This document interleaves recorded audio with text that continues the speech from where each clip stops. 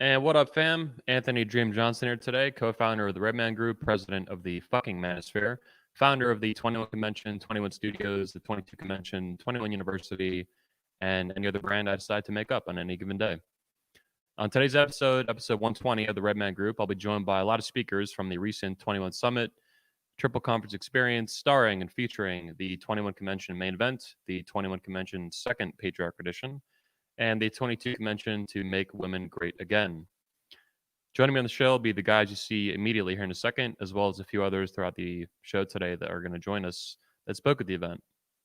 That includes myself, of course, Anthony Jim Johnson, boom, John Samez from Bulldog Mindset, Michael Foster, Christian pastor, recent speaker to the event, introduced to me by Mr. George Bruno, Texas Dom, alumni speaker of the 21 Convention, blogger and author at texasdom.com, Steve Burley from Studio Burley on YouTube and BitChute, and Mr. George Bruno himself, the Sultan of Silver, host of the 21 Report and the Daybreak Show, and apparently a spinning circle right now on the screen. But he'll be there in a second. Boys, thanks for joining me today. I appreciate your time as well as your recent adventure at 21 Summit. Choose your own experience. Oh, we have another Bruno. Look at that. Double Bruno. Good morning, boys. Welcome to the Redman Group, episode 120. How we all doing? Doing good. Yeah. Excellent. Thanks. Who's recovered from the event yet? Who's still recovering? Still recovering. Yeah. Yep. Same. Man, I come away from this thing on fire. I mean, I'm literally on fire, man. It's just like I'm got more content being produced and waiting to queue up and go out. It's just, it's just been great. Yeah, I've seen that comment a lot from other coaches too, like Pat Stedman and Coach Greg Adams, that everyone walked out here like super energized this year. And while I was physically exhausted, of course, just running it, I actually felt that way too, a lot more than usual. I don't know exactly why, but something about this particular event, I think, really left people with a lot of energy. Yeah. Hard to say why, but let's get into it. Let's discuss the event. Some of you are returning, like Tex and George Bruno. The other three of you were brand new. You had never been to a 21 convention. You just seen maybe some videos online. So I want to go around and get your thoughts on the event in total. And then we'll kind of go through it after that, the individual events one by one, because there's three of them at the same time. Anyone's welcome to go first, but my pick would be Michael Foster, who I'm most excited to hear from. No offense, guys. My new it was favorite, great. my homie. It was a great series of events. It wasn't, I mean, I've said this on a couple different interviews and podcasts, but what I was expecting was a lot of peacocking, kind of braggadocious guys. And I didn't see almost any of that. I mean, if we're going to rank it on percentages, we're talking maybe 1 or 2% of that. It was actually a lot of guys that, actually, George, John, and I were talking about a marriage that we saw that was in trouble and what could we do to help it, right? And whether we could help it, it was actually not looking very good. But here's three guys with different backgrounds, different channels, kind of different approaches to things at some level, with the goal of helping a man and not just helping a man, but helping a marriage, right? So that sort of stuff was happening along the sides all the time. And I bet that would be really surprising and go against the narrative that a lot of people have in their head how this would go. So I was encouraged by it. I thought it was great. A lot of the content was fantastic. Even when there's guys like, I'm not a MGTOW guy at all, but I still was able to benefit from things that Greg Adams had to say. And I thought he was a really precise and clear speaker, and was actually, if a MGTOW guy can be positive and future thinking, Greg is that sort of guy, right? He's looking for ways to actually help men. And, like, if we can change these things, we can get back to the way things should be, as opposed to like, oh, it's all falling apart. Like death, the death cult is what I always call it. The black pill. The black pill guys. He's not like that at all. So it was really positive. I came home with things to work on. Tex is talking about the content that he wants to produce. I have changes I want to produce, and so it was a really good experience. Everyone was super respectful of me being a Christian. Folks were like, "Hey, pastor, can I get your thoughts on this?" I mean, I eat more food in like 5 days or 4 days than I usually eat in like weeks. These guys, we went to that Brazilian grill across the way. That was awesome. Yeah, the Brazilian grill is crazy, but folks just opened up their hearts. So it was a really good time. I was privileged to be there. I actually finally went to the Brazilian grill myself after hearing about it the entire conference. I went to it on was it Wednesday night or Thursday night? Thursday night I went, yeah. Yeah, it was pretty good. One of the dudes in my group went 4 times. Wow. I went 3 times. At least I went to that place twice and another place down the street once. But yeah, we definitely loaded up on protein. There's actually 2 other Brazilian grills I know too in Orlando in that area, Fogo de Chão and Texas Day Brazil, which are my favorites, but they're all very similar. It just depends what you're gonna pay and shit like that, and how nice it looks. But it's super good, man. Especially if you're like starving and you go and you just pick out all this meat and stuff. John, you're new to the event. We interviewed last year. You interviewed me, so obviously you're familiar with the event for a while. You follow a lot of our speakers like Jack Donovan. I'm sure you're familiar with Elliot Hulse and many others. So what was your experience of the event versus your expectations going in? Obviously, you must have had some. You've seen videos of it and pictures and stuff. So how'd that compare? Yeah. I mean, yeah, I definitely liked a lot of the talks I'd watched online. And, so I had definitely had some high expectations for the talks. There were, I'm not going to name any names, but there was some poison in that was attempted to be put into the well. But I want to look at things myself. I want to know and I want to see things myself because I don't, I trust my own intuition and experience more than what other people tell me. So I was really, really impressed by the professionalism of the entire event by everyone, especially just how welcoming. I mean, Anthony, you took care of. I see you running around. You're making sure everyone feels welcome. Taking care of every single speaker. Same with George and so many of the guys there that had been there for a while. So it felt like coming home to a family, right? That I felt like definitely that really sense. And I think this is a key thing is like that sense of brotherhood that we really need today as men. That's the biggest thing that I found from the event was that was there all the time, and like Michael was saying, it was kind of cool to like guys like Coach Greg, his audience doesn't like me, right? Like there's this, it's like every time that, they don't like me very much, but man, me and him hit it off great. You know what I mean? And it's like, because when you are face to face talking with men, that's how you can't really assess a man until you are talking to him face to face.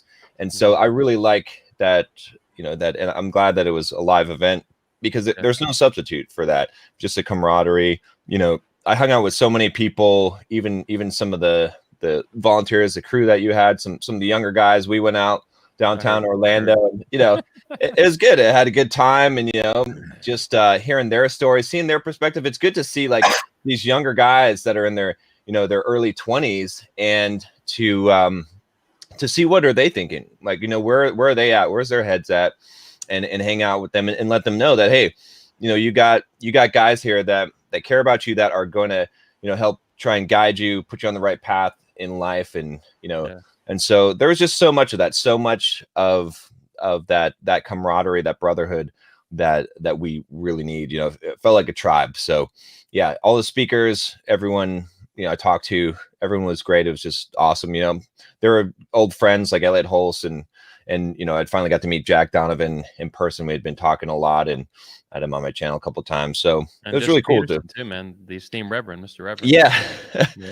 Yeah. Jesse's awesome. You can't help but like Jesse, you know what I mean? Especially, I love it, when he asks about if you're having premarital sex. no one ever says, no one answers that question correctly. So, but it's funny. But no, are you a slut maker, boy? Are you a slut maker? Yeah. He was actually asking about the audience in 21 convention to Tony Bruno, and Tony Bruno is a bunch of slut makers in there. Yeah. And Jesse's like, oh, okay. And he instantly like understood like what he wanted to do for them. So yeah, it's interesting. But it's good.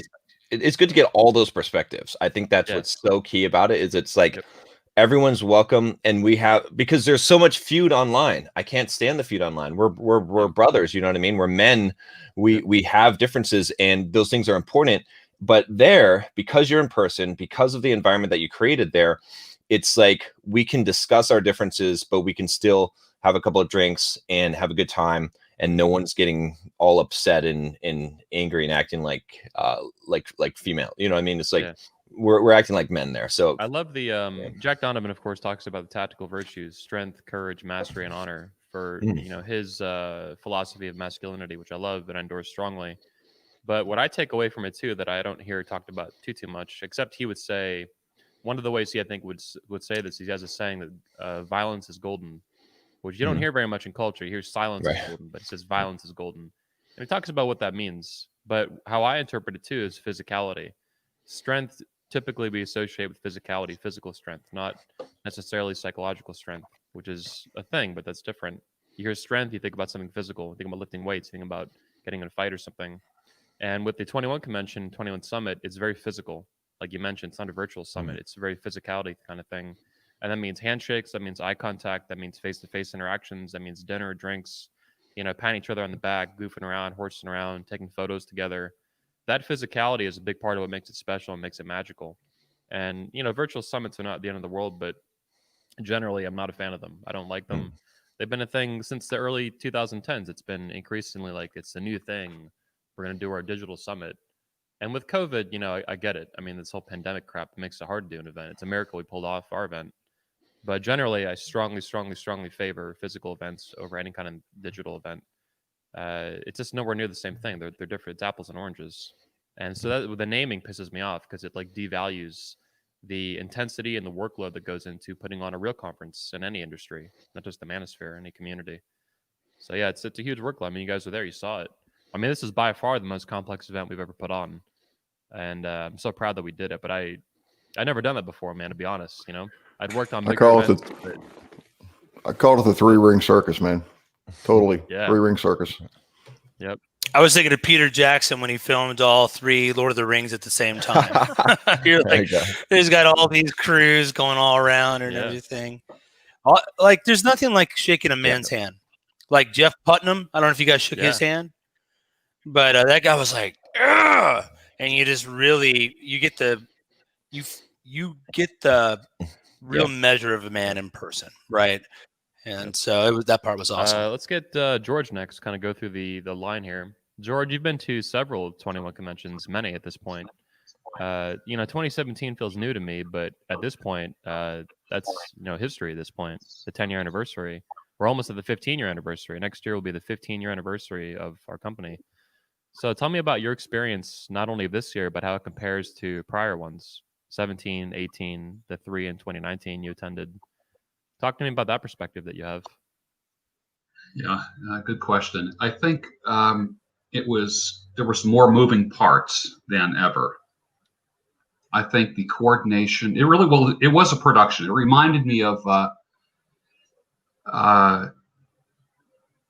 live near QVC, and QVC, it's the world's most successful home shopping channel. They film near where you live? Yeah, it's right near me.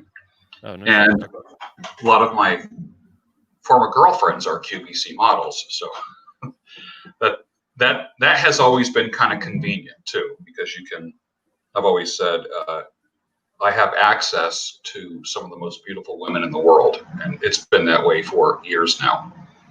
Most people don't know on QVC that there are several sound stages. And you wonder how they go from one to another so quick. They're showing a product, and they're, features, benefits, and the whole bit, selling it for 9 minutes. And then next thing you know, there's a whole different set.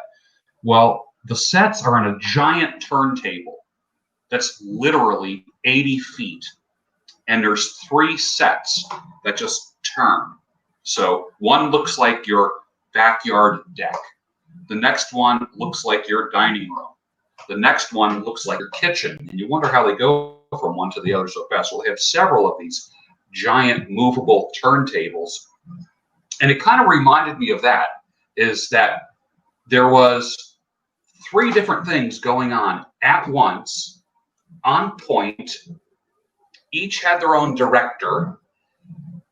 it was literally like I've been throwing myself into watches recently, like literally gears. And I just met a guy this week who makes watches, literally makes watches, the gears and all the little.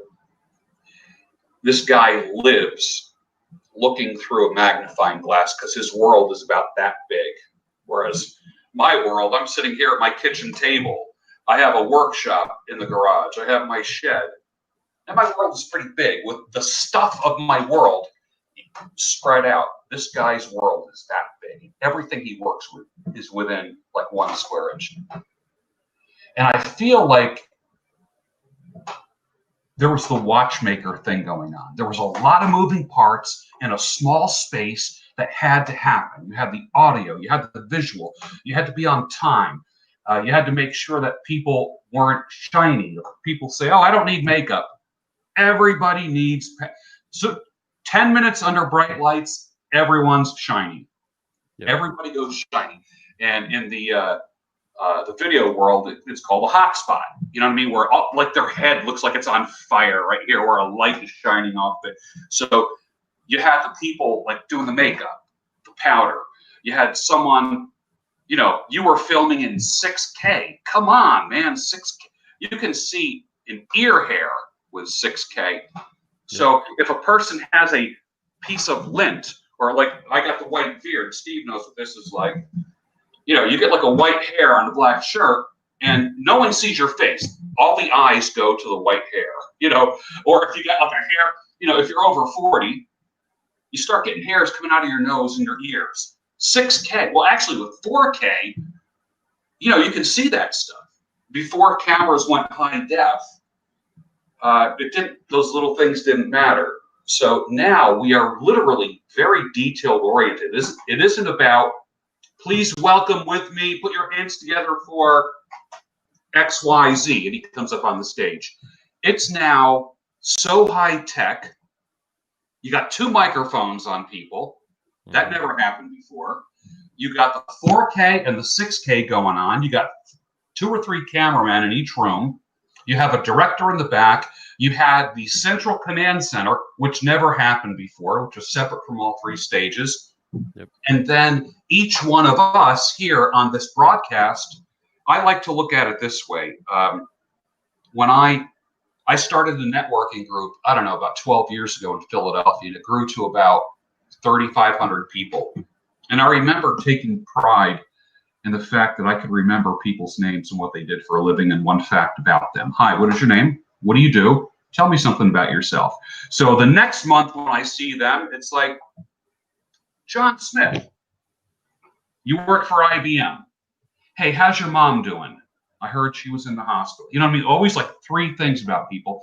And there was about 5 or 6 of us that started this networking group.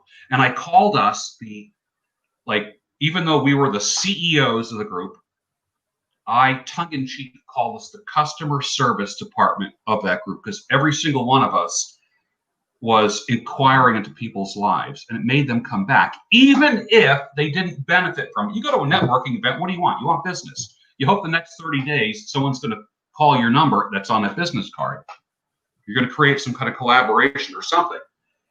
But even if it didn't, they came to get greeted, to have somebody remember something about them. And I think all of us kind of operated, you know, like within the first day, okay, you're not going to be a superstar.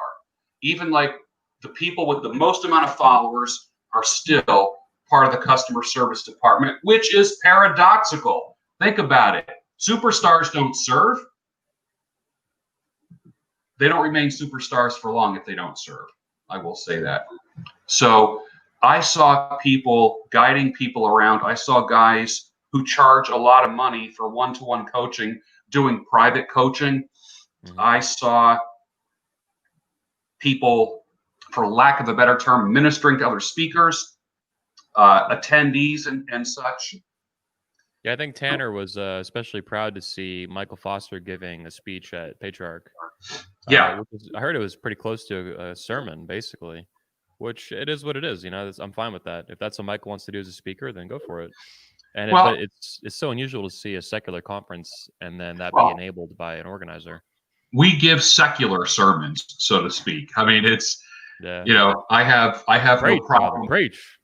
Yeah, exactly. I mean, Yeah. we had the Reverend Jesse Lee Peterson with us, Mhm. and he makes no bones about it. He Yep. just lets it rip, and that's okay. He's a character and a caricature.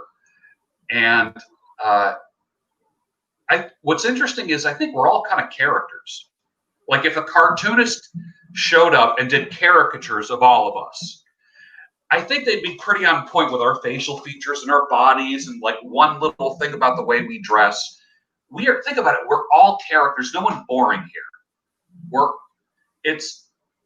I'm just trying to think. It's like a group of superheroes. It's the Avengers. It's the Fantastic Four, but instead it's like the Fantastic 20. We're all eccentric in our own way, especially for the mainstream.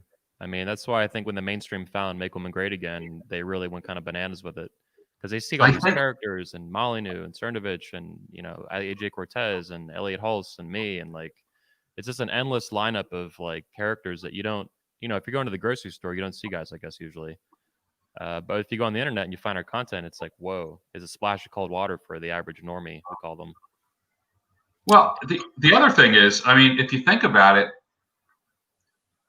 characters usually clash. I mean, there was a lot of egos under the same roof. A lot of egos.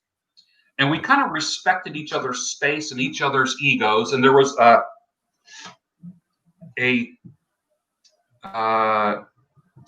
deferment of ego and attitude. I mean, it's no secret that Coach Greg Adams and I, at one time, I don't want to say we're enemies. Yeah. There was a thing going on with us. Might have been about a year ago. And we ended up connecting via phone and then texting. First of all, when you connect via phone, damn it, I got your cell number, you got mine. Mm-hmm. And that takes a little trust right there in this day and age. Mm-hmm. All you guys, I have your cell number. That's trust in 2020. I'm not kidding you. So we worked things out. And I had predicted, I told my audience this prior to the event.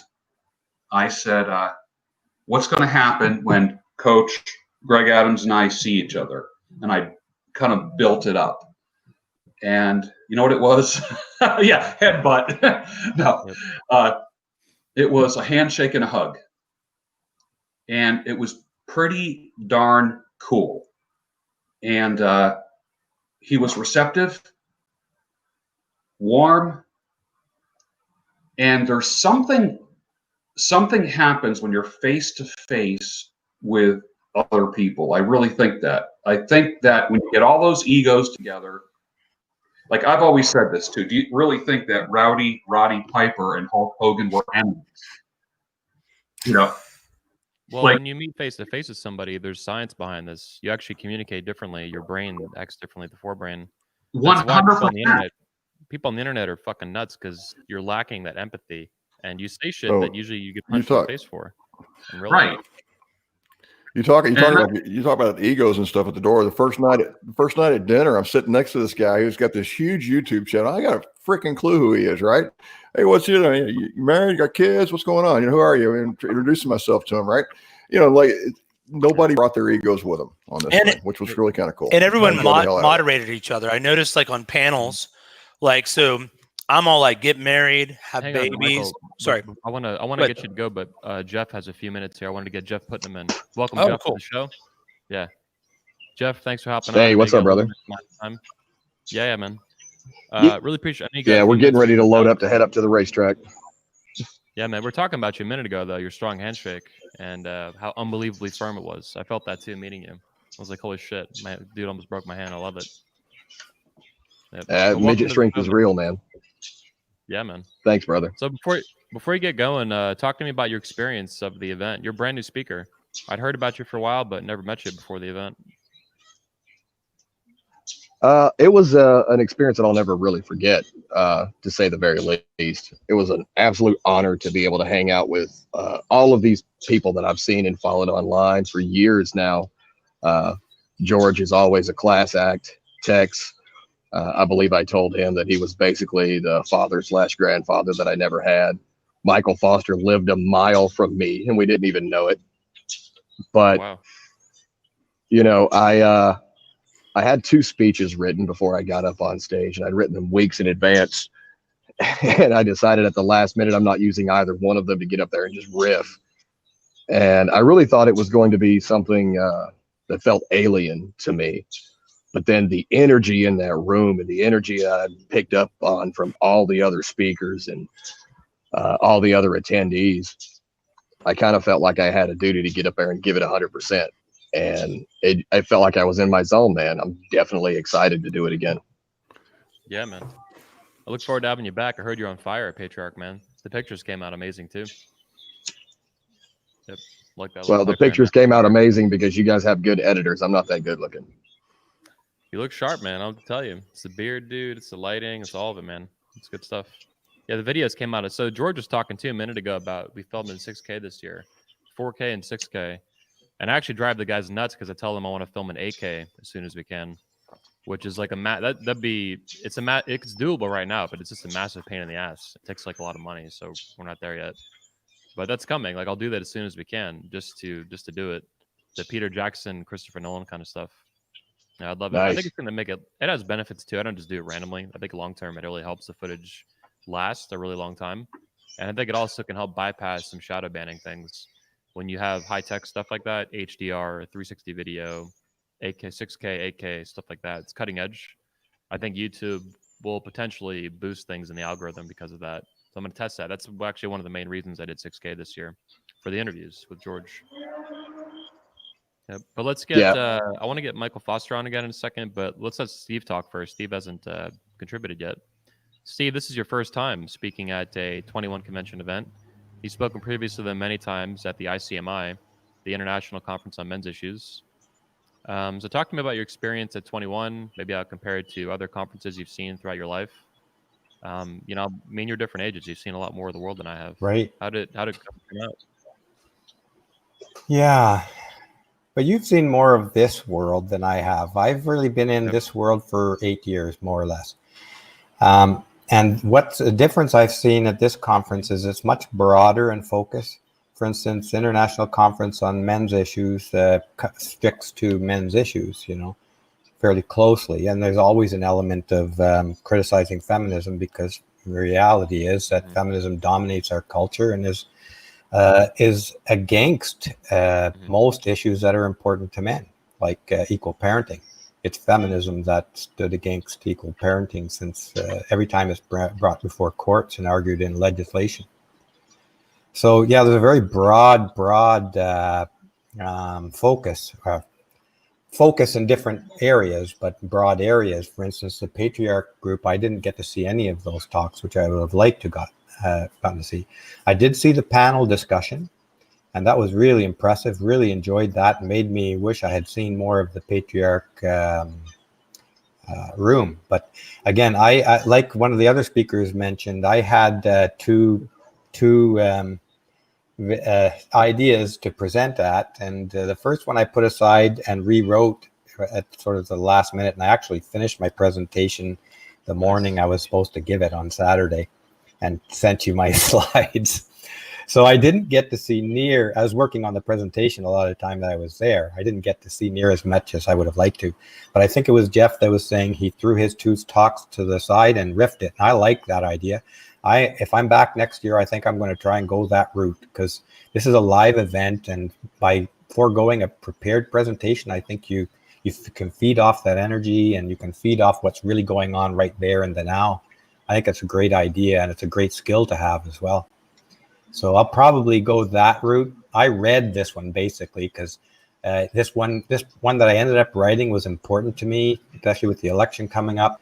And I really wanted to get it right. I didn't want to miss any of the points and the phrasing. So I don't know if that worked. It might have been a little bit stiff at times in the presentation, because of that reason. I heard good things about it, man, from attendees and speakers. I have speakers now hit me up about it. Elliot Hulse is asking Awesome. about your speech, which is a big deal. Great. And I did make Elliot's speech, and I asked him to attend my speech because ours kind of meshed. Our two speeches kind of meshed. And he was approaching things from a kind of a biblical or religious biblical prophecy kind of perspective. And I'm approaching the same topic basically, but from a secular perspective. All of my talk is secular. But they synced and we both were kind of pointing at the same problems from a different point of view. So Elliot's coming on for a live stream on my channel. I can't remember the date. We've scheduled a date, but it's in a week or two. We're going to talk about that. And I hope to have Janice Fiamengo on at the same time to open up that whole discussion. I can't wait to meet Janice next year and have her at 22Cons to woman-splain to the women. That would be amazingly awesome. As you probably know, Janice is an absolute expert in feminism. She did her thesis in feminist literature. So she knows this stuff up, down, forward, backwards, in every single detail. Yep. I'm just going to mention the other person I met there, which helped, which was good for me. And it shows the breadth of the discussion. Two people I'll mention quickly. One was Jay, who talked about physiology of working out. Got some really good info there. I saw him on Thursday morning, I think it was. I forget his last name. Spoke to him a couple of times. Sorry? His name is Jay Vincent. Jay Vincent, yes. And I went to the gym at the hotel that very day and started putting his principles into action. And I did it. I did to the gym on Sunday. So it's a two days. And while I was there, I got a workout in according to, and shifted my workout around to sort of fit his philosophy. And he explained the physiology of it, which helps you to motivate you to say, okay, I know why I'm going to make these changes in my workout routine. And that gives you the motivation and the focus. The other fellow who I would have liked to have seen, and all of the guys I'm sure I would have liked to have seen more of, but one guy who was really a surprise to me, and I don't know his name, but you know him. He's deaf. Oh, and Ivan. Wow, he spoke with such passion and power at the panel that made me want to understand how this guy comes across with such charisma and power. I could learn a lot from a guy like that, and a lot from everybody here. Not so much. It's not always about the topic. It's like you say, being there in person. It's about getting something that personally motivating, or something that you absorb about their being, about their essence, their spirit while there. So yeah, it's very much different than an online conference. And I'll pass the baton on here. Yeah, that's a great way to put it, man. I agree 1,000,000%. The spirit. Yeah. We like to say Ivan speaks a language of epic. Because when you listen to him speak, it's like you're on the edge of your seat waiting for what's coming next, man. And he has such wonderfully dramatic pauses.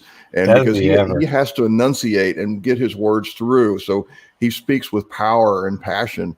And he's a heck of a dude. I mean, I really enjoy talking with him. Yeah, and he comes across as such a genuinely good guy. You just want to say, hey, come on, let's go have a beer and just chill, Such a genuinely good guy. Yeah, but you brought up a point, Steve, about not being able to hear other speakers, man. And that drove me nuts, because I was in the patriarch room the whole time. Now, the good news for me is that all the regular 21Con speeches were streamed live, and they're on the 21Con app, which you can get on the Android and the Apple Store, by the way, anyone listening. But 21 University app, right? So I was on the plane home getting to actually watch some of the speeches on day 2 or something, as long as the internet was working on the plane. And so I'm going to be able to go back and listen to all you guys, which I missed all you guys in the other room, literally all of them. They were up there temporarily. They're gone. They're gone now. Oh, you just broke my heart. Yeah, sorry, man. We could post them but they're not really. Basically, that was a pay-per-view ticket to watch it live. I know. And then so people get busy, so we let them watch for a few days. You're a perfectionist, Anthony, and your videos show that, and they have to be right, and they have to be perfect, because they're long-term and they're forever. And I appreciate that aspect of it. But man, having access to those things, I guess I could have watched faster. But Yeah, that was on the back end. it's good. We're all coming together in one day because we're all in the same place at the same time, and that's good. Because I was going to Patriarchs in May, and then I was going to the October event, the main event, and so there's 2 weeks of my life where I'm traveling away from my family and using vacation hours, and a lot of guys don't have that kind of vacation time. And like back in 2018, we had like 8 speakers a day for 4 days running or something, and that was hard. I mean, that was hard just to listen. You didn't want to miss anything, but good Lord, that's a long day, And so attendees that have never attended before, they're always underestimate how exhausting it is. They're used to like school that you don't care that much about, maybe you're kind of 50-50 on it or something or less. But here you're into the content, super. 90% of the speakers, you're like edge of your seat. Maybe 1 or 2 guys you're not you don't agree with them or something, but you should be there anyway and listen to it. By the end of it, even by day 3, never mind day 4, you're fucking exhausted. The guys, you can see them. They're and then they're out going at night and they're partying. You guys, go and pick up chicks and shit. See, that's the difference in those guys and me. I'm 59, man. I'm in my bed. Well, I used to be in bed at 10. Now I really hung out with these guys till about midnight this time. So I was way outside my old man comfort zone. But I got to tell you, I'm glad we did it. It was the only event of 2020 that I know of. Probably the absolute best event in the entire world in 2020 because no one else had enough brass balls to pull it off.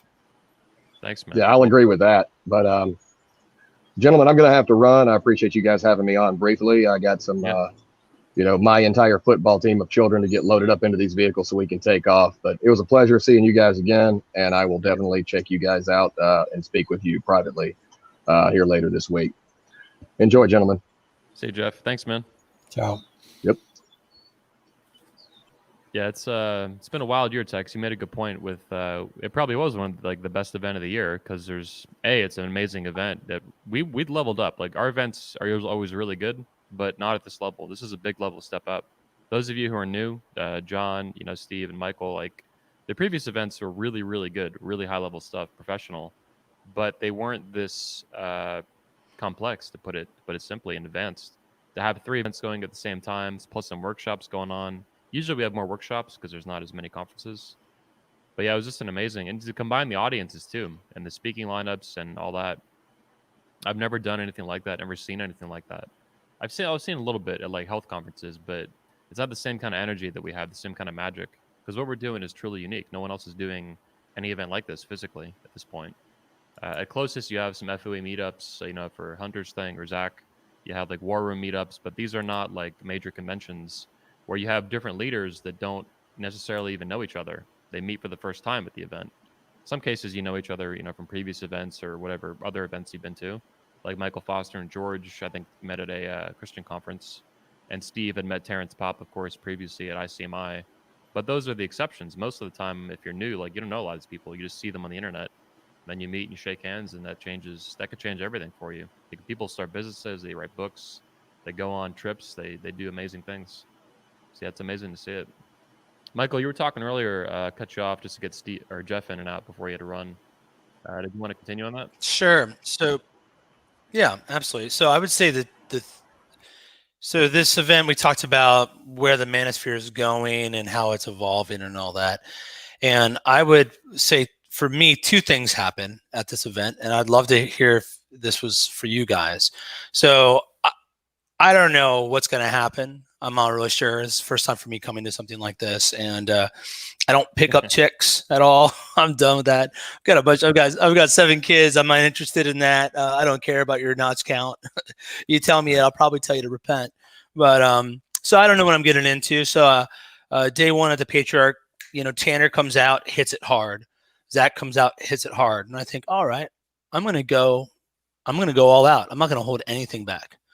I wasn't really thinking I was going to, but it amplified my boldness. And then Tanner told me that my approach to things did the same for him.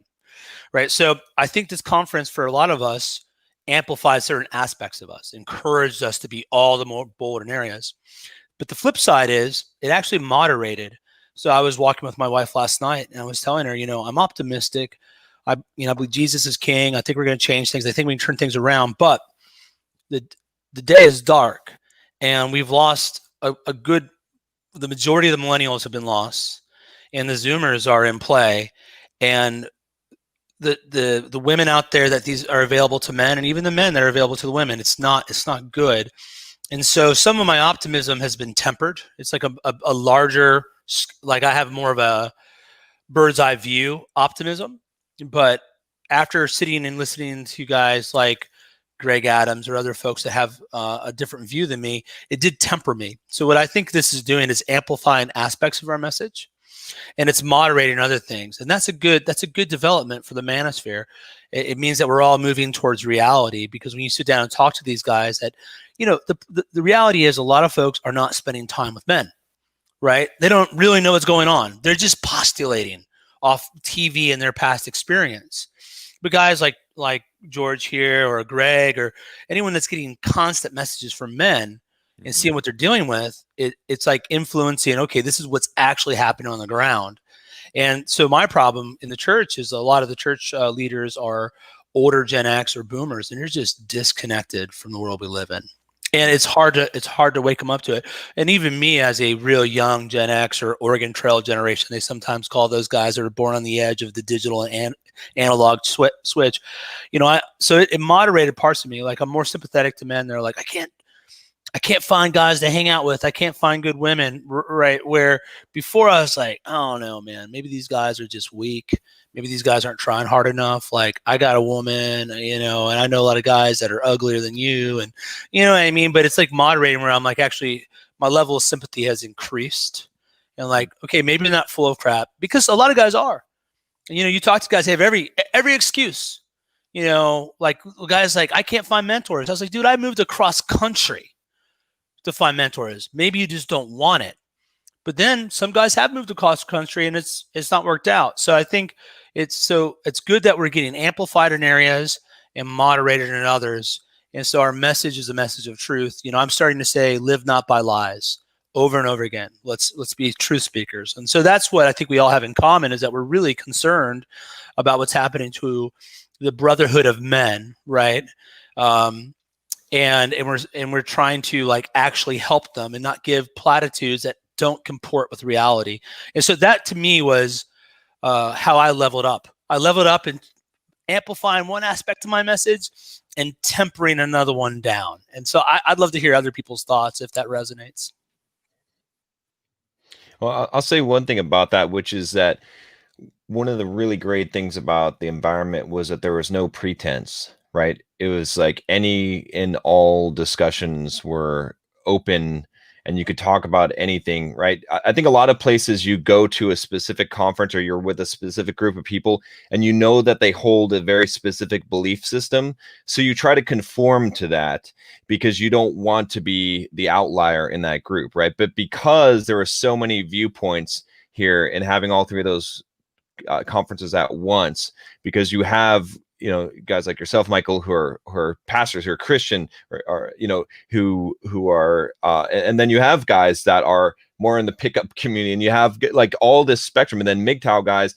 It's like there's not a clearly identifiable mold that you need to fit into, and a lot of spaces you have that, and so you have to sort of conform to that, and so certain topics are taboo. You want to make sure that you're fitting into that narrative of that mold of that place. But because it was so diverse in these ideas, I feel like we had the most frank and open conversations. Like we were talking about the one guy with the mayor. I mean, I was just so straight with him about exactly, because I felt like I could in that environment. I was like, man, I'm going to help you out. I'm going to give you the truth that you're not going to get in other places, because, you know, and part of it was just because of that environment, because we had people that were receptive and we didn't have that pretense. Like so many environments, you have that pretense. And so you don't get at the heart of these issues. But I felt like that was something that was so prevalent here, and that was, you know, that was really John, good. That's the evolution of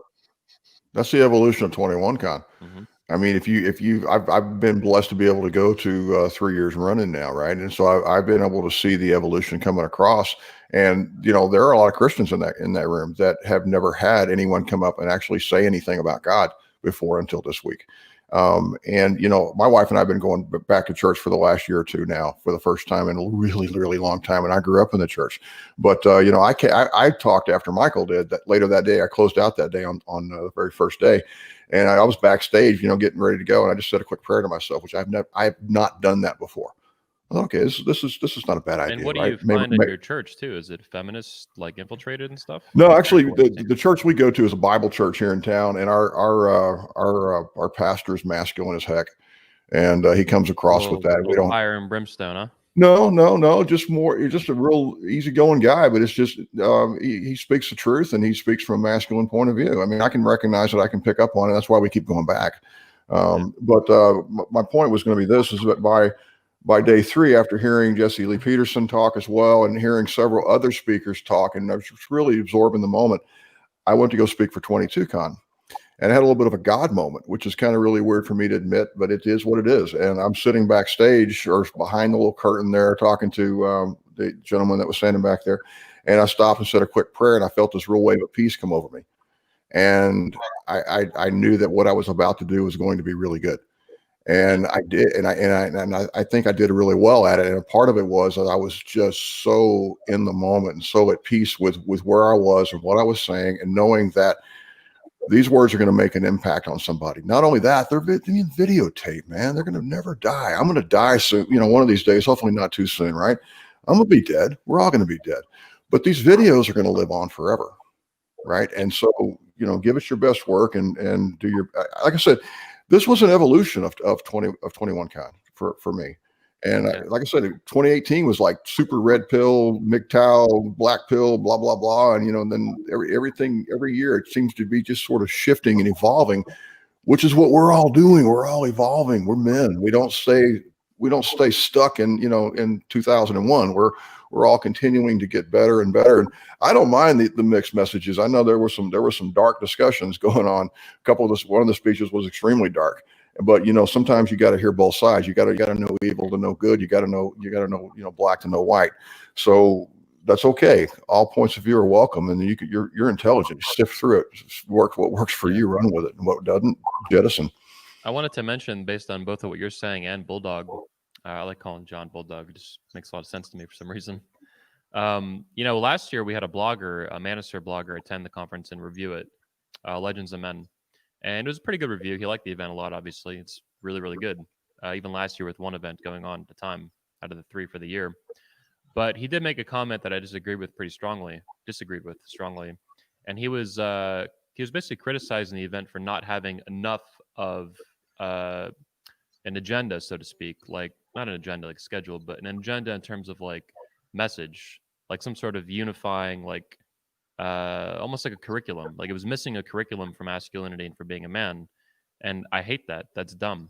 That is a man. I don't have my own beliefs. I particularly subscribe to Jack Donovan's overview of masculinity from a philosophic perspective, as well as even from an objectivist Ayn Rand perspective.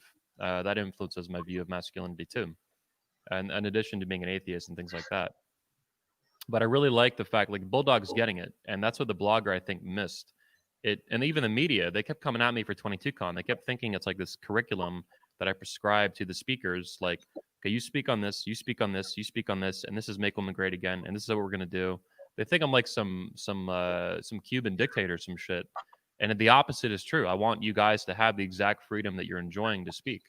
There's very few rules, like fundamentals, that we have to subscribe to at the event that are so obvious, I think, or so universally accepted at the event. It's not even an issue. That's, you can't endorse feminism, you can't endorse communism, and you can't endorse real racism, actually hating someone based on the way they're born. I don't believe any of this crap. But I told Michael that, and he was just like, yeah, like, it doesn't even. Michael agreed with that so fast, like it didn't even blink, because at our event these are commonly held values. Like, feminism is fucked up. Communism, rounding people up, is fucked up. It's not really a political event, but these are obviously people who don't like us and don't like free speech, which we need to survive as a conference and as men. So yeah, I love the openness of the event, and that is the platform. I want you as speakers to speak on what you care about and what you value, as long as it's relevant to the event in some way and to men. And that's what happens. I just let you guys do your thing, and it typically turns out really, really good. But that is how it's very organic, I guess. It's very like grassroots. even 14 years in. That's been day one. Like the prescription is what you think. And in my speech too at the women's event, I even said that, like, you know, everyone expected me to do some overview, and I refused to do that. I chose a specific topic, motherhood first. And I told them at the women, and they were getting it. I could see them, their heads kind of turning with it. The conferences, each one of them, and then the total summit, it's like a painting. And I build the frame, and you guys are the painters.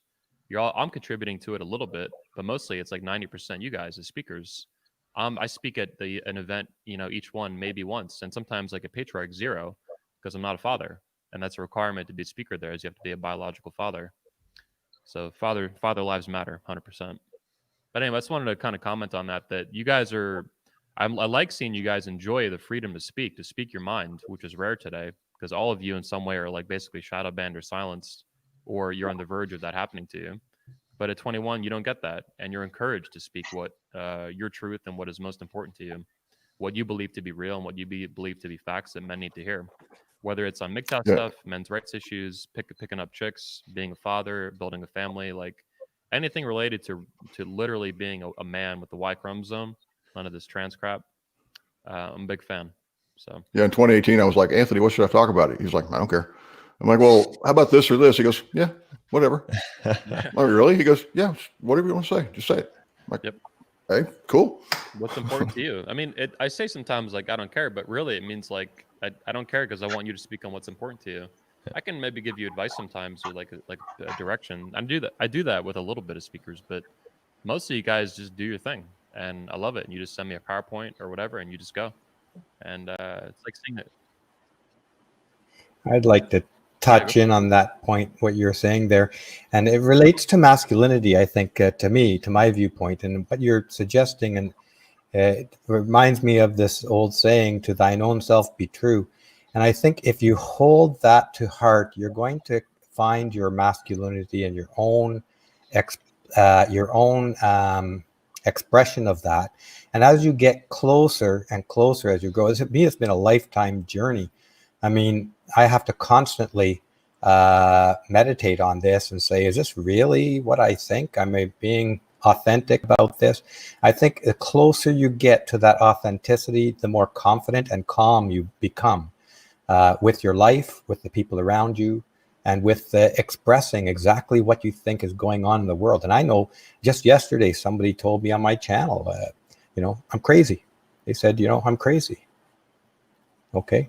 So I'm crazy. Maybe you just don't understand what I'm saying, but I try to express myself as accurately as I can about what I think is going on.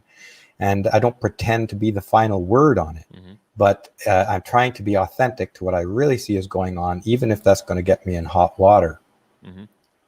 So I think you'll if you hold that if you hold that, not to say that all these other philosophical ideas about what is to be a masculine man or what it is to be a man or masculinity that's all good stuff. It will help you on that journey. The ultimate true test or the ultimate true thing to stick to is that to thy own self be true. I think that's a Shakespearean phrase.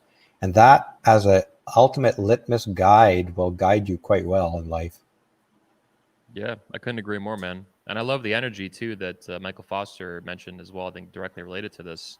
When the more you guys speak, you know thyself and speak to your own truth like that. You build that. Like when Michael saw that at the Patriarch event, he saw that in Zach the opening, or no, Tanner the opening, and then Zach did the speech too. I schedule you guys on purpose, especially if you know each other. I try to put you near each other because I think you get even more energy that way. You get that from someone you don't know. You see them on stage giving you an example of what's about to happen for you. You're seeing it from the perspective of an attendee when you're watching a speech, right? You're sitting down or you're standing around getting mic'd up or whatever's going on. But especially when you guys know each other too and you build bonds, it's like you're giving each other the confidence to do the exact same thing. Like look at Tanner or look at Zach or look at George or whoever, speaking to what they believe to be true with absolute conviction in their voice. Like Ivan especially. And Ivan being deaf, I think makes that even more profound. That he can do that. Yeah. He speaks so intensely without literally can't even hear himself. He's that. And deaf. think He's of the courage. I just like that. Think of the courage it takes as a deaf man to get up on a stage and rely on lip reading the people around you to respond. That is an amazing amount of courage and self-confidence it takes to do that. You I know, agree. I'd like to add one more thing, because we talked on religion here a little bit, and I'm going to get into this in a video coming up soon. You know, I come at my topics almost exclusively from a secular point of view. But I would just want to put this out here, that in my view today, atheism is an indefensible position. Ultimately, atheism relies upon a straw man proposition about what God is, and then it defeats all views and all experiences of God based on that straw man. The presumption is that our ancestors should have got everything absolutely right in their sacred texts 2,000 years ago, and if they didn't, somehow that proves that that God doesn't exist. So this is a big topic that I'm going to try and get into in the future. Are you Christian yourself too? I don't actually know, Steve.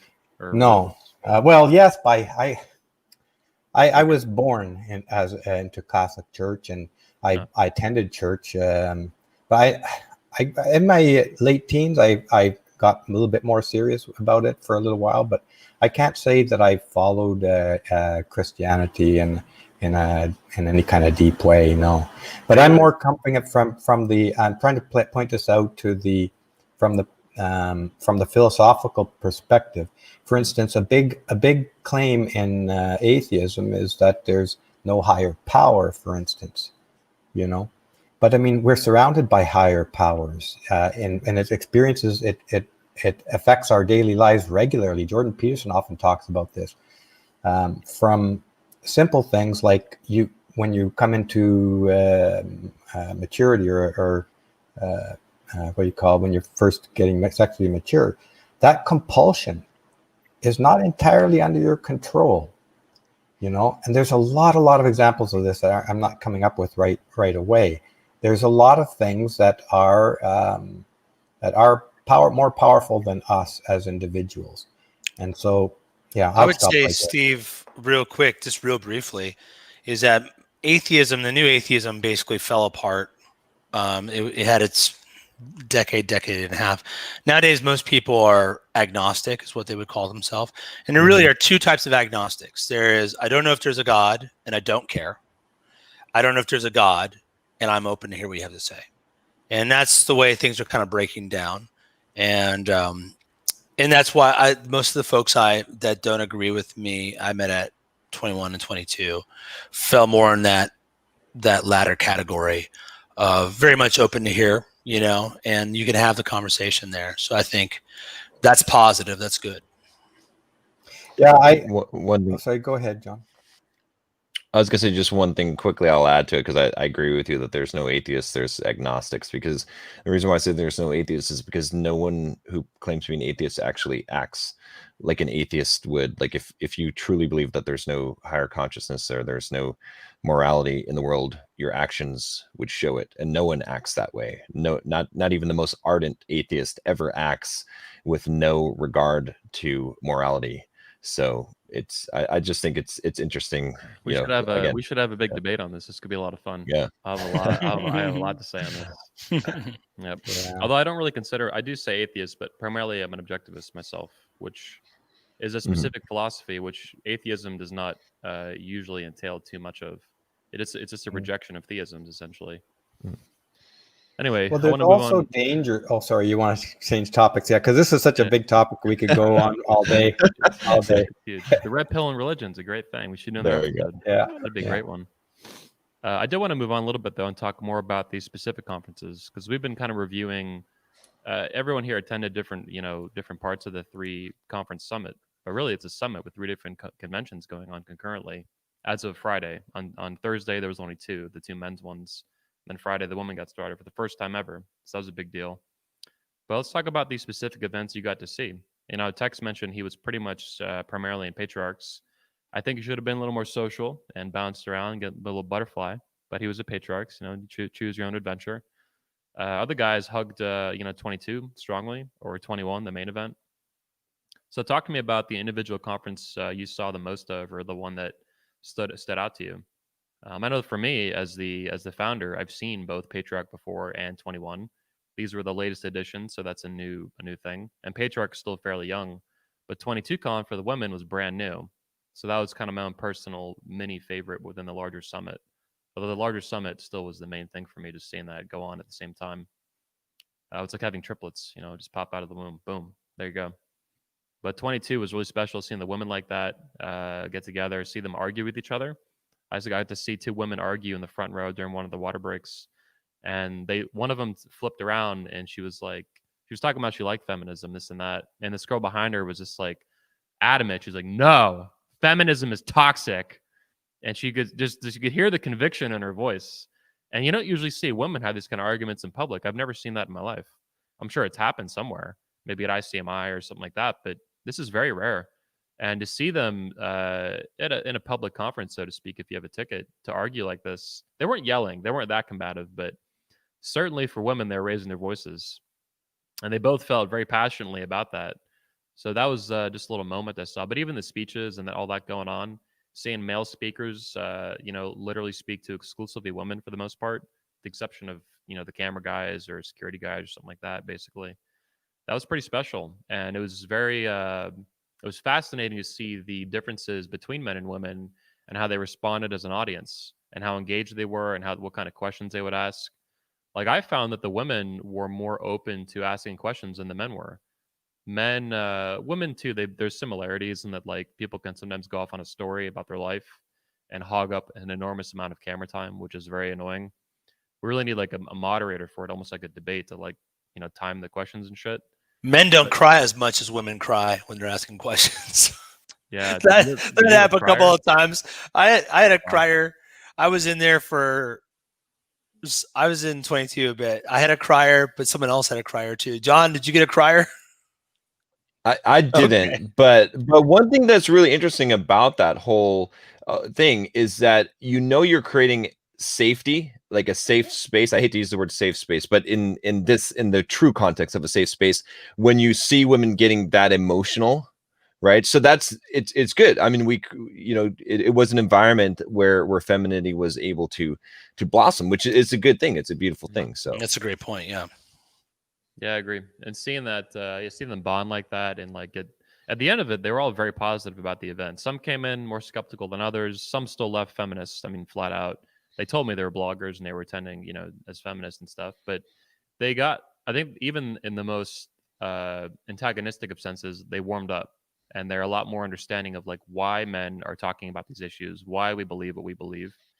I interviewed with one the other night, actually, a video interview we did briefly in the hotel. And out the hallway and stuff. And she actually asked me, I thought it was kind of a loaded question, but it was still interesting. She's like, are you scared that this way of life is dying?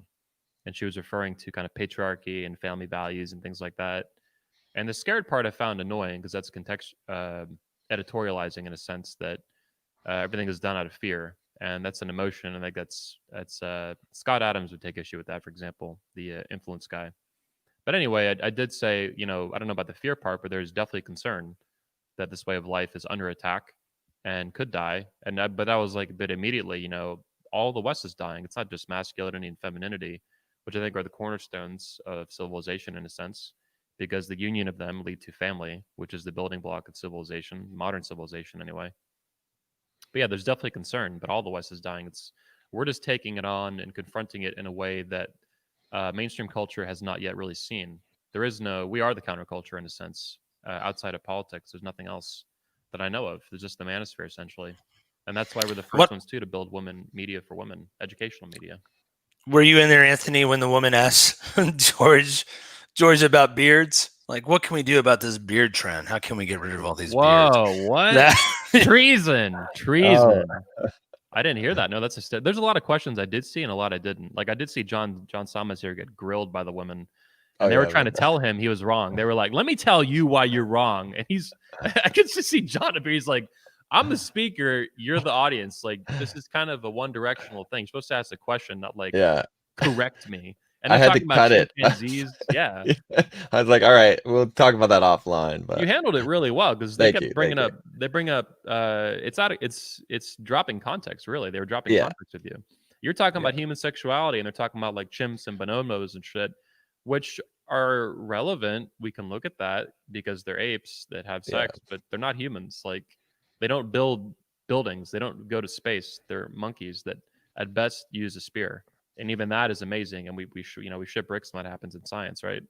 But no, I mean, like, you actually told them, you're like, I'm talking about human sexuality here, and she's like, no, the bonobos, blah blah blah. You're like, I don't care. Like, talking about men and women that have a human brain and are Homo sapiens. Exactly. It's interesting. Oh, go ahead. No, go ahead. This is I was gonna say it's interesting what you said too about the feminists that were there and like the bloggers, and because I was having a conversation with a really hardcore feminist a couple of months ago, and I was basically telling her, I was like, guys like me, we're your biggest allies, right? It's like, and that's the thing, is it's like with this whole conference, I think, at least like you're saying, like some of those women, they came with a very combative attitude, right? Thinking that, oh, these are chauvinist men that are here to like bash women.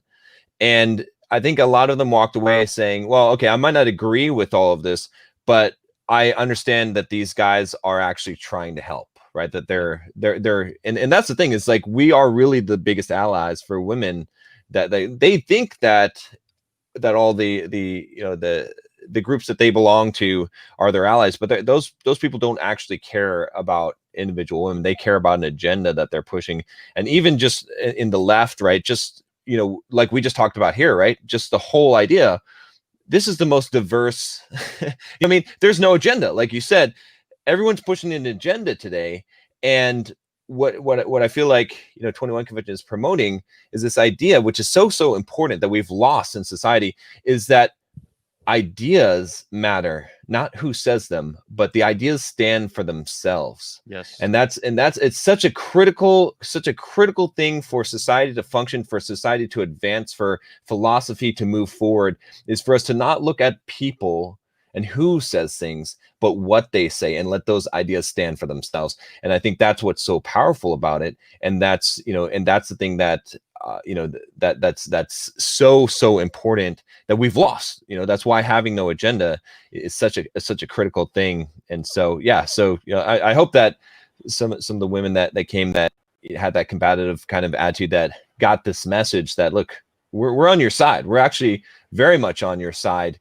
And there's not going to be too many other people that, I mean, a lot of people pretend like they're on your side, but they're not. So yeah, I'd like to jump in on that one, if I may. I love what he says. The ideas that matter. That's exactly right. And the person who presents the idea, in fact, you don't own the idea. Anyone who understands the idea is as much an ownership of that idea as anybody else. And this is important psychologically, that you understand your ideas are ideas, not you. And Jordan Peterson talks about this in terms of ideological possession. And this is one of the problems with feminists, is that they take their ideas to be their identity, to be them. And so they cannot put their ideas aside. A healthy human being can entertain an idea, 2-3 ideas, work with them, modify them, present a new idea, and put all of it aside, because your ideas are not you. Feminists, many, especially really truly the true believers, they can't do that. They have this idea about feminism, about the world, and they identify with it so strongly that their idea possesses them, hence the idea ideological possession. And this goes back, this has been with humanity forever. In the religious sphere, they used to call this demon possession, because demons are, in fact, there's two authors came up with the idea of the noosphere about 60, 70 years ago. The noosphere is considered the sphere of ideas in the earth. It's every bit as real as the geosphere, the hydrosphere, the atmosphere.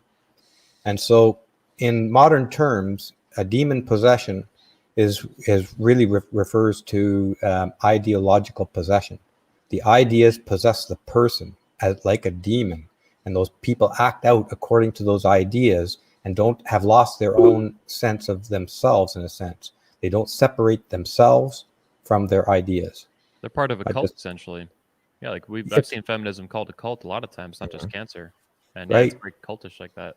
Cults rely upon those similar similar ideas.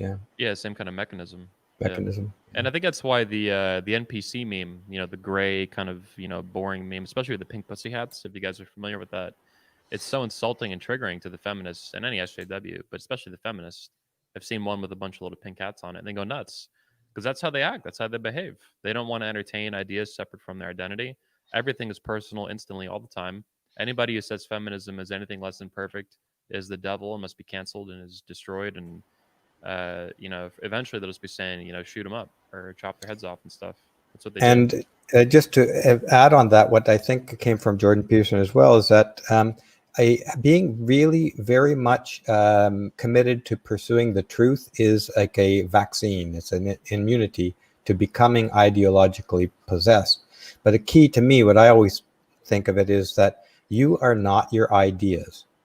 When you go to sleep, you don't think about anything, but you're still you. There's a soul in there, if you will. And so, one thing I try to do, I think is kind of helpful in this to not be possessed by ideas, is that it's not to have any quote beliefs, but to have probabilities of belief, right? Maybe I got this from poker, but for everything that I think that I believe, I have a certain percentage probability that I think that that's true. Because then when you do that, it prevents you from identifying with it, because you don't have a horse in the race, right? It's like, well, I 85% I think this is true, 15% I think this is true. And so I find that that's a useful way of looking at things, because some things you don't really even have to have we're so pushed by society to choose a side today, where and that's how we attach our identity to that side, because we want to belong to a group, and we lose that independent thought. But anyway, that's just a useful tool I found, is to have I like that idea, John, and I just want to add one thing to it, is that we can't function in the world without believing something. It's a practical reality that you have to leave your house believing some things to be true, or you'll just go nuts. You won't get to your car, much less get anything done. You have to have some view of the world to believe in, but you don't have to cling to it like it's unchangeable. Yeah. Right. Ayn Rand was fond of saying, the philosopher, that you don't really have a choice. Your choice is not in having a philosophy, it's which one you're going to have. Every human being requires a philosophy, a set of beliefs to survive since the dawn of time. How do you even know anything exists in terms of knowledge, epistemology, what's right and wrong to decide, even a very primitive form of it? Does existence itself exist? Are you walking around, or do you live in reality? When you cross the street, what are you trusting? Are you trusting your eyes to tell you, is a car coming or not? Right. So yeah, everyone, when people, these hyper subjectivist hippies and shit, and these communists, like they try to tell you that it's all just it's all relative and everything is this and that, and this flimsy whimsy crap they believe, but it's all garbage. At the end of the day, they're hypocrites, because when they cross the street, they're very focused on reality. Is a car coming? Is a car not coming? Am I going to die? All of a sudden, existence exists, and their brain is telling them reliable information. If they die, maybe something will happen. They'll go somewhere. Maybe they won't. They have opinions about this in the moment that they don't want to admit. The good little tweetable way to say that is, it's not whether, but which. Yes. Right. It's not whether you have a morality, not whether you have a worldview, not whether you have a philosophy, but which do you have? And a lot of people just have it and they don't realize they do. And that's why the idea of a red pill or waking people up exists. And that's kind of our job, you don't have to be fat, right? Like, actually, if you're fat, you do have a workout routine, right? That's why you're fat. It's a bad workout routine, not working out. And so I think, like, part of maybe something that's happening at 21 is there's multiple red pills. I had a conversation with a friend last night. We're talking about the inevitability of our country breaking apart and failing. It seems that way. And we're talking about how you can only give people so many red pills at a time, or they'll break down. What we've been taught about working out, what we've been taught about women, what we've been taught about about politics, almost all of it's lies, right? Yeah. And so you can only wake people up so much at a time. I think one good example of it too, though, that kind of joins the two viewpoints is, like, for example, flying on a plane, right?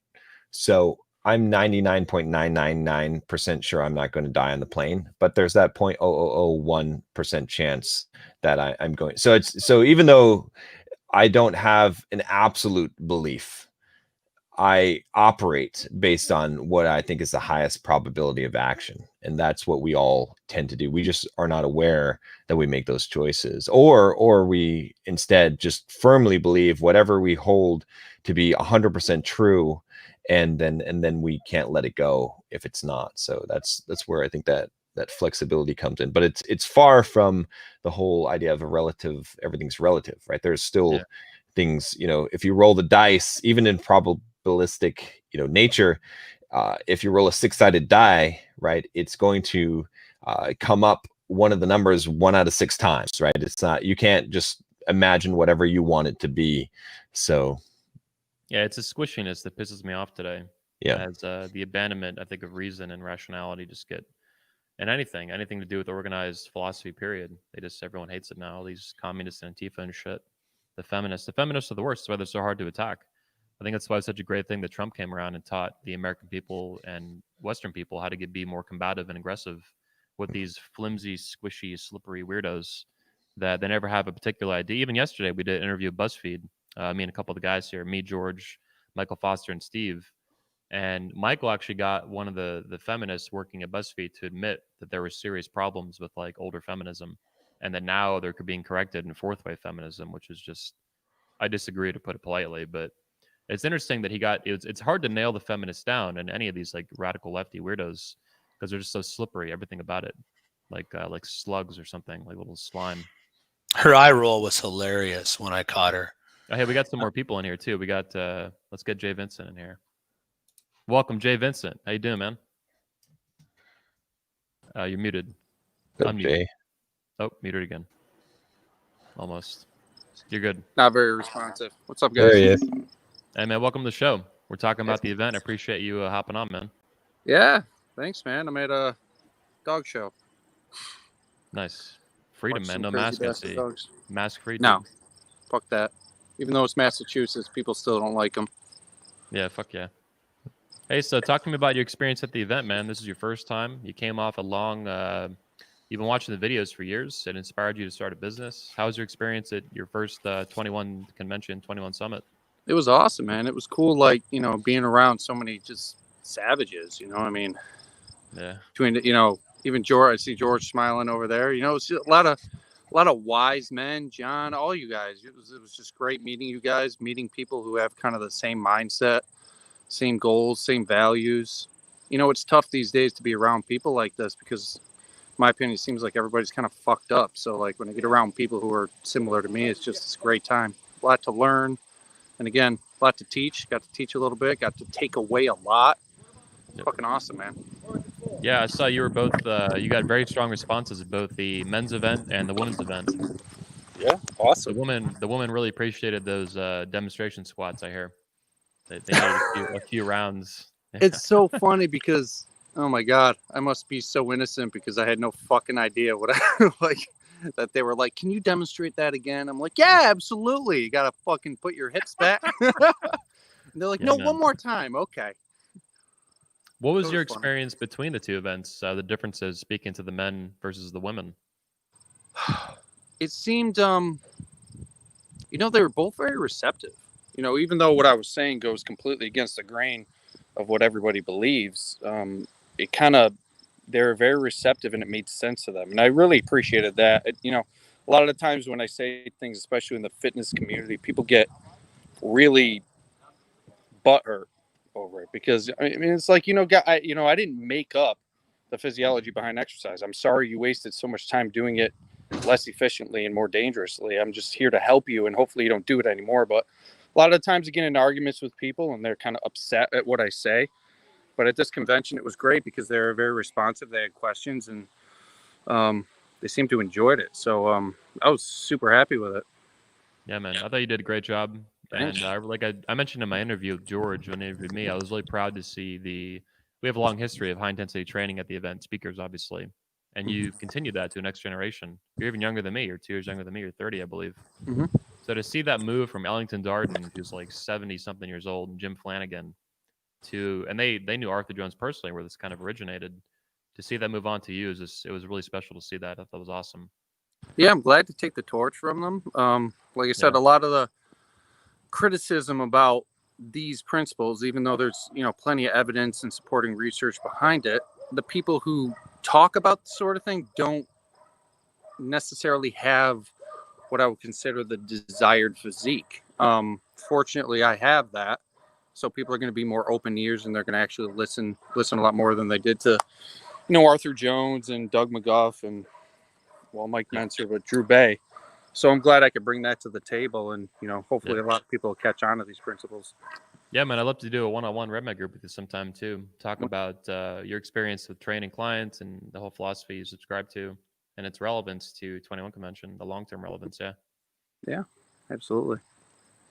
Guys, I gotta roll out here. Appreciate you having me on, Okay. and also just want to say real quick, I agree with Jay's fitness philosophy. It's correct. So guys, listen to him. So Sweet. John, Thanks. thanks for your time, man. all right, take care. Peace out. Guys, I did want to continue a little bit here. I wanted to switch topics to a Michael Foster tweet from last night. I'm going to pull it up here on the screen, I think. Got it.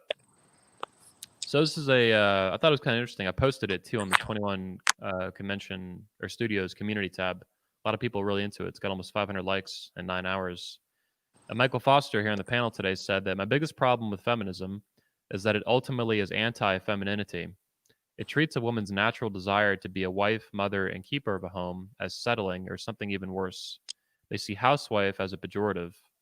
In that sense, it's a woman-hating ideology. Floor is open to discussion on that. Any way you guys want to approach it. Related to I agree with that statement. Yeah, as the creator.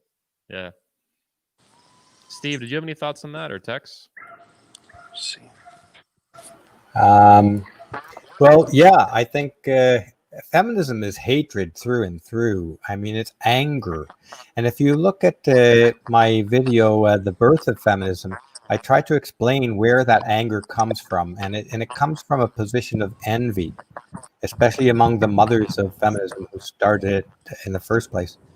I'm getting a weird feedback. Is anybody else hearing that? Yeah, I don't know where it came from, but it might be from Jay. I don't know, to be honest. Oh, okay. But yeah, when you start with a movement that is that at its spirit and at its core is envy of men, and envy in general, that's from a place of anger and a place of hatred. So it has to transport out. In other words, it's lies from top to bottom. So anybody who threatens to reveal their lies is going to be subject to the same hatred. And Michael could probably speak to this next point. The story of Cain and Abel is used by many speakers to illustrate the extremely deadly effects of envy, in which Cain kills Abel for being everything he could not be. Abel's very existence puts Cain to shame. So that shame then can only be alleviated, or the motivation is to eliminate the source of shame, which results in Cain killing Abel. And this is the same kind of motivation that is in feminism since the beginning, the extreme envy of men. Extreme envy. Men are stronger physically, faster. There's evidence that men are at the extremes are more intelligent, inventing certain things. There's obviously a big spread here that I'm talking about, but we're talking about the tops. They're stronger, more powerful, bigger, faster. They build things with more ease, and that the very existence of that fact shames some women who are not secure in themselves as women. Yeah. Feminism is built upon this and from this perspective of envy of men. And I just detail this much more accurately in the video, The Birth of Feminism, starting from the Roman times up until the Seneca Falls Convention of 1848, in which feminists created the Declaration of Sentiments. The Declaration of Sentiments was basically lifted straight from the abolition movement, straight.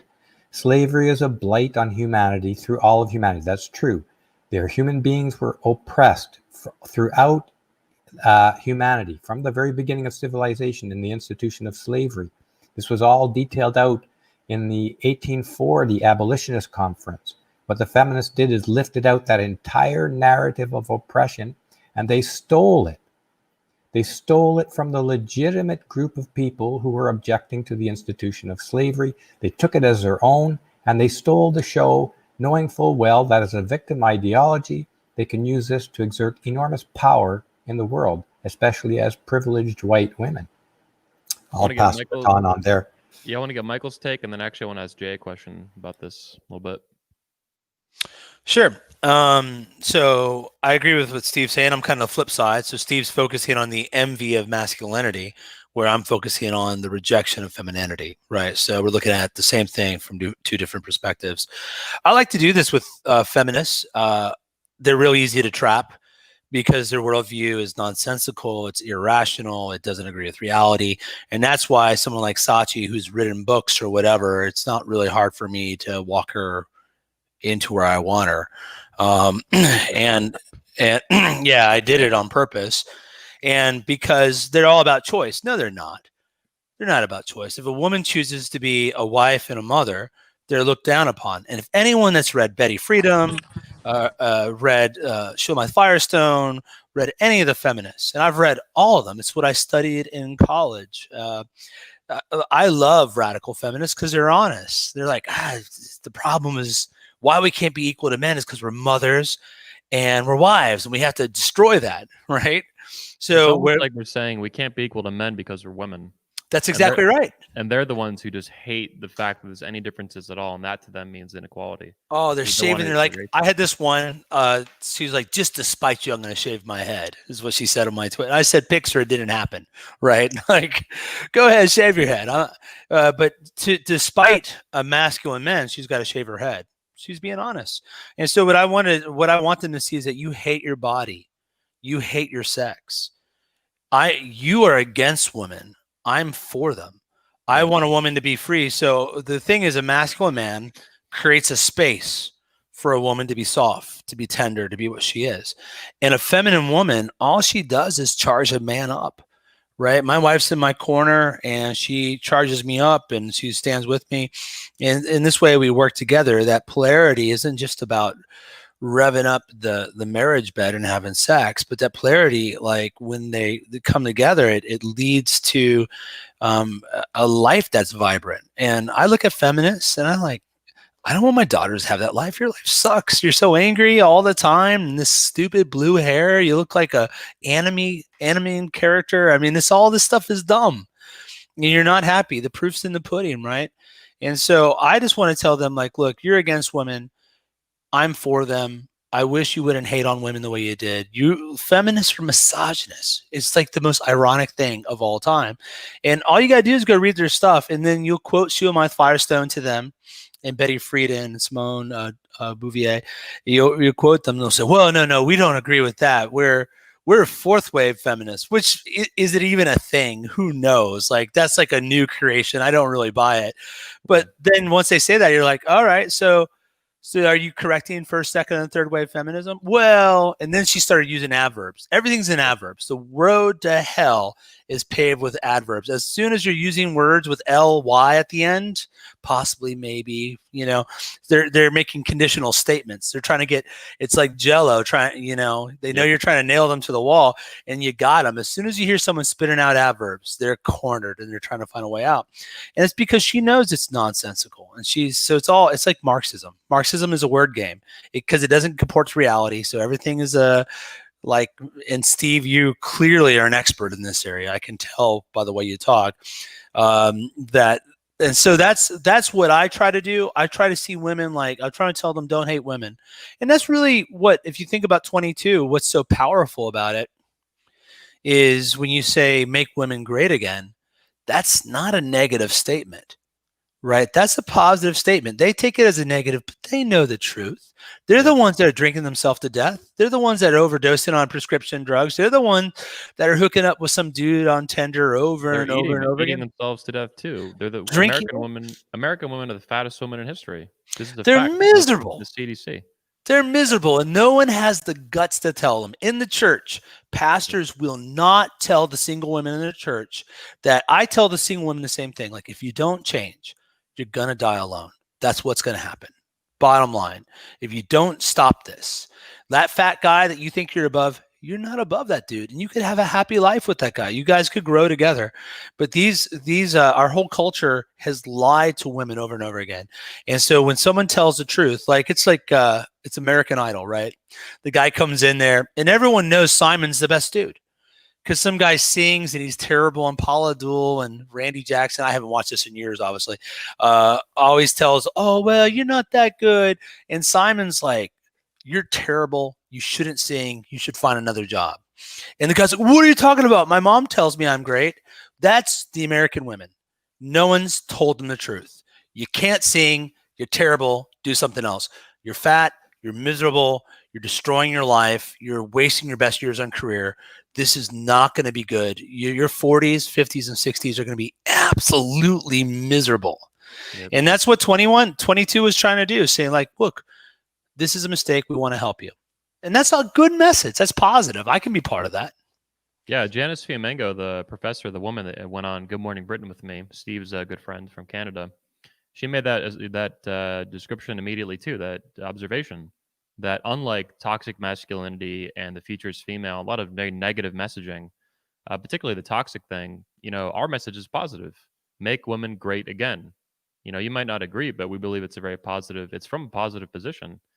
And, in one way you could be like, yeah, I think your grandma was better than you are. Your grandma wasn't fat. Your grandma wasn't a single mom.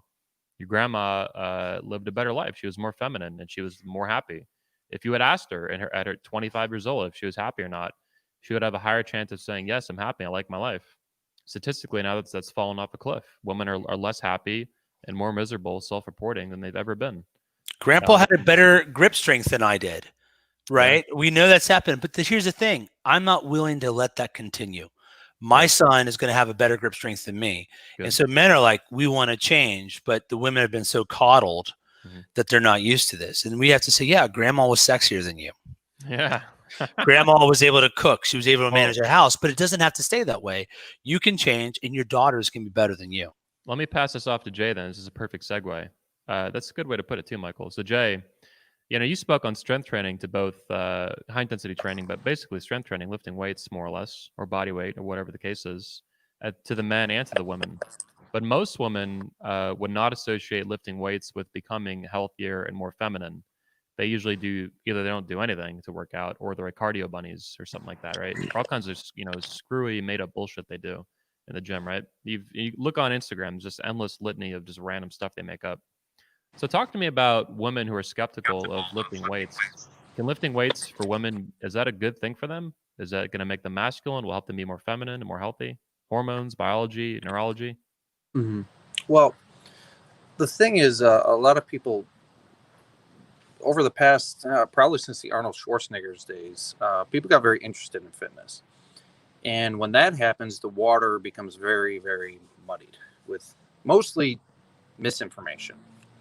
So women have the misconception that resistance training is going to make them look more muscular and more manly.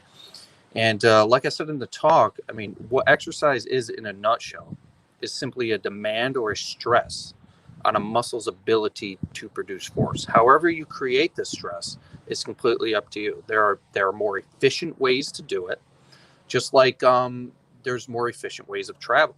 If you wanted to go from, like I did, New York to Florida, there are plenty of ways you can get there. Some are more efficient and some are safer than others. The end result is the same. You end up in Florida. What people are doing for exercise, especially women, is the equivalent of riding a bicycle to Florida. It's very time consuming. The results are going to be very minimal, if any, and is dangerous. What I do is like taking a private jet to Florida. It's efficient, it's safe, and is productive. But there's been a negative connotation associated with lifting weights because of bodybuilders. Now, these are the genetic freaks. These are the far right of the spectrum in terms of response to exercise. It doesn't matter what they do. If they threw rocks at a wall, they'd probably look the same. But the fact that they choose to lift weights because people gravitate towards what they're good at, people associate that activity with that phenotypic expression, that body type. But the fact of the matter is, that body type chooses that activity. So that's where the confusion comes. It's like, people don't get tall playing basketball tall people gravitate towards basketball due to the advantage, just like muscular people gravitate towards bodybuilding. But exercise, weightlifting in particular, is a much more effective and efficient way to stimulate your body and get all the adaptations and all the good things we're looking for out of exercise. And women, if they value their time and they value their health, should participate in weightlifting. They're not going to get big and bulky and gross looking. If men can't do it, why could women do it? Men have the genetic predispositions for the most part. So most of my clients are women. And believe it or not, it has been the most effective way to transform your body composition to less fat and more muscle, which is going to be more physically attractive, of course. And it's also going to be healthier, because fat is inflammatory. Fat makes you sick. Fat makes you gross. Fat makes you slow. Makes you age. I'm sorry. Go ahead. Fat makes you age, and strength training can be an anti-aging effect too, right? Exactly. And I explained in the talk with the women too that there was a study done in 2007 in Russia that showed that they associated 600 genes with aging, meaning these genes, 600 genes, look different when you're older compared to where you're younger. After a 6-month resistance training program, probably a shitty one, for over 400, actually 500, over 400 of those genes reversed their expression back to the youthful expression, meaning they reversed the aging process in 400 out of 600 genes associated with aging. That's insane. Yep. Now, for that reason alone, whether you're male, woman, dog, don't care, you should be doing some sort of exercise in order to maintain or even regain your youth. And all women want to do that, right? Yeah. Exactly. Yeah, youth is associated with femininity. So, in my opinion, the kind of training you do in particular, but women lifting weights, period, it's sort of a fountain of youth for femininity. It helps men stay young too and healthy, but for women, I think it's more of a priority. We say in the manosphere that femininity is preserved more so than built, whereas with men, we have, even physically, we have typically a higher propensity to build for muscular hypertrophy. We have more testosterone. We have longer muscle bellies. We have we're just cut out for it as the half of the species built basically for combat and for war, to fight. And women are not. They're designed physically to, breastfeed, to become pregnant, to nurture. But they still should be fit and healthy. And strength training, in my opinion, that's why I wanted you there for them. I knew they needed that. I knew they would not get that anywhere else outside of 22, or maybe if they happen to find you randomly on YouTube or something. But right, and the way they approach it, again, there are a lot of negative connotations associated with weightlifting. You think of powerlifting and bodybuilding. Now, the way these people approach weightlifting is very masculine, but the way I instruct my female clients is not very masculine at all. It's very controlled. It's a quiet, controlled environment, and there's really nothing masculine about it. It's almost clinical in a way. There's no screaming, you're saying, and stuff like that. Yeah. There's no screaming. It's almost meditative, So I think a lot of women don't lift weights because I think what they believe they need to do in terms of weightlifting is the deadlifts and the squats and the dusty gym. But truthfully, that's a shitty way to do it. And if you're doing it properly, you do it my way. And it's not masculine. It's not even really feminine. It's just it's kind of neutral in terms of gender energy or whatever. Cool. Well, guys, we've been going for over an hour and a half now. I think I want to kind of wind down the episode. Closing comments. Anybody's welcome to chip in with your thoughts on the 21 Summit, the 21 Convention, the Patriarch Edition, and the 22 Convention, held for the first time ever in Orlando just about a week ago now. Yeah, I'll start off. I thought it was a definitely something that has needed to come about for a long time. I thought it worked well. I thought it was really well done. I've been to a lot of conferences in my career for the last 30 years, and I know what a good conference is and what a really crappy one is. And the 21 events are always well produced and well run and efficient, and no one's running around trying to figure out what they're supposed to be doing, that kind of thing. And then my last comment would be a shout out to Mr. Bruno here, who's been very quiet today. But George is one of those guys behind the scenes. I know we have a lot of volunteers and stuff that do great work, but George is seems like the glue that holds it all together with the interviews and the professionalism. And I don't know where we would all be as a group without him. So my personal shout out to Mr. Bruno here for a job well done yet again. And I pray that you keep doing these with us, because you're definitely an asset that I don't think we could replace. Hell yeah. And he's also responsible for Michael Foster. The pleasure. The pleasure is mine. It's a privilege to serve. That's how I look at it. And if that means arranging chairs or taking the lint off your jackets before you go on stage, it's a privilege. You did to great, do so. George. I mean, to echo text, like you killed it. And you are that unifying, especially the interviews. There's more you do beyond that, like you're saying, even introductions, emceeing. But the interviews, I love the 21 Report. It's one of my favorite elements of what we do. And I love seeing that. And it's a way for the speakers to, they do something together, no matter where they spoke or what they were talking about. They all get interviewed by George at the end of the day. And that's the whole process. And it's central to all the events. It doesn't matter if they didn't even speak at the same event. In some cases, the speaker didn't, but they all were interviewed by you. So it's cool to see that. And you're also, I wanted to mention, responsible for the guy above you, Michael Foster, being at the event.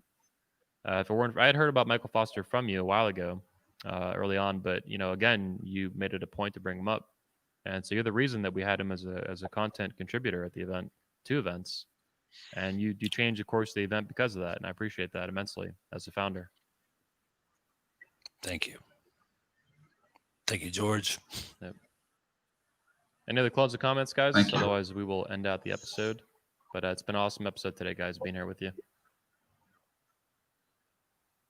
All right, we'll close it out. Appreciate your time, boys. I'll see everybody here, next week on the Redman Group. We'll get the show going again every Saturday, 11:30 a.m. In the meantime, stay tuned at 21university.com and check the App Store on your phone. You can now download the 21 University app for free. There's free speeches on it from speakers who have died, a couple other speakers like that. And you can even have a free trial on the app. It's on Android, iPad, iPhone, and iPod. So pretty much anywhere you want it, tablet or phone, smartphone, you can get it now for free. Appreciate you guys tuning in. Everybody here today, as well as the guys that had to sign off, like Jeff Putnam and John Summez. Appreciate your time, Michael, Tex, Jay, Bruno, and Steve.